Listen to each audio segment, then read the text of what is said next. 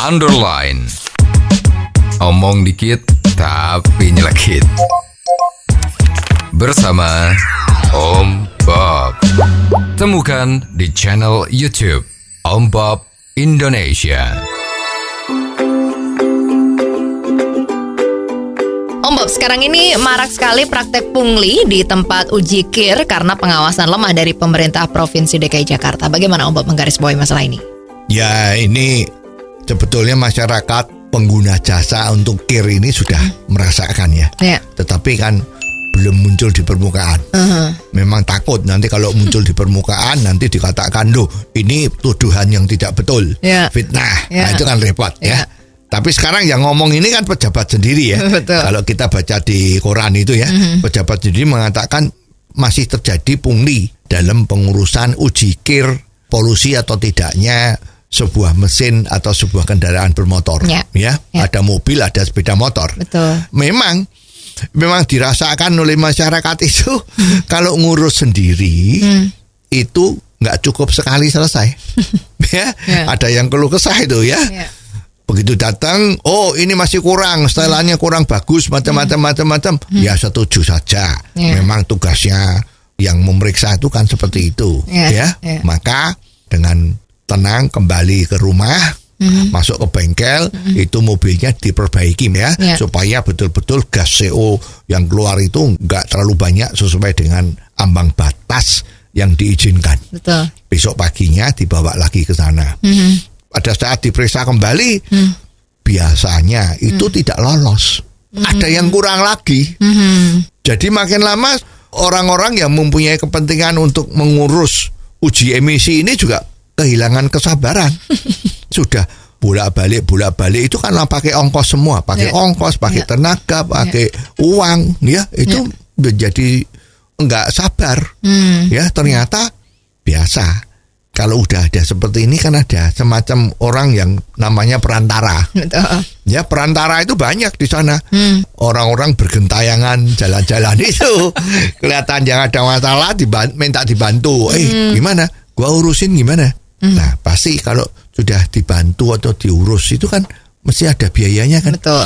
Nah, biaya itu biasanya kan yang nggak pakai kwitansi. Wong namanya nulung ya kan. Nah, ternyata ada harganya, biasanya tanya berapa. Kalau lihat dari apa yang diberitakan di koran ini kan lumayan bisa 375.000 per kendaraan.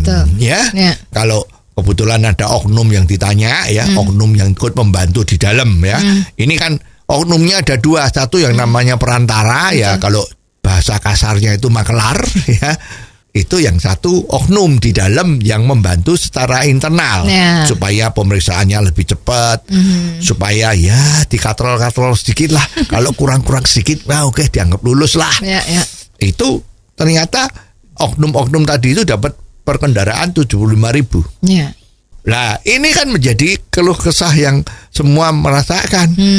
Kalau yang punya duit kok bisa lebih cepat. Tapi yang tidak punya duit memang menjadi dipermasalahkan. Bisa disengaja, bisa tidak disengaja, itu kan sulit dibuktikan karena udah masalah teknis. Kalau kebetulan ada petugas oknum A memeriksa, ini tingkat polusinya itu 80%, sehingga tidak diperkenankan untuk diberikan sertifikasi untuk emisi tadi itu. Nah, yang buktikan gimana? Kalau besok terus ada yang merasa dihambat itu lapor, terus ada supervisi datang, saat itu ternyata kok polusinya tingkatnya 60%. Kalau 60% misalnya lolos Nah, terus petugasnya ditanya ini 60% kok tidak diloloskan? Lah kan bisa dijawab aja, kemarin 80. Sekarang kalau 60, berarti hari ini boleh diloloskan, tapi kemarin 80 kan. Wewenang dari oknum tadi itu untuk memberikan sertifikasi lulus atau tidak. Ini kan susah dibuktikan. Nah, sekarang itu di tempat untuk menguji emisi itu ada jalurnya, kalau nggak salah itu ada 100 jalur. Coba dihitung duitnya berapa. Kalau satu kendaraan itu 300.000, biayanya pungli, itu ada berapa duit tuh? Jadi angka rupiahnya itu sehari bisa 50 juta rupiah dari punglinya ini saja. Nah, kalau sudah seperti itu dan pungli ini dibagi rata, ya orang yang kerja di sana akan termasuk basah ya. Solusinya seperti apa, Om Bob?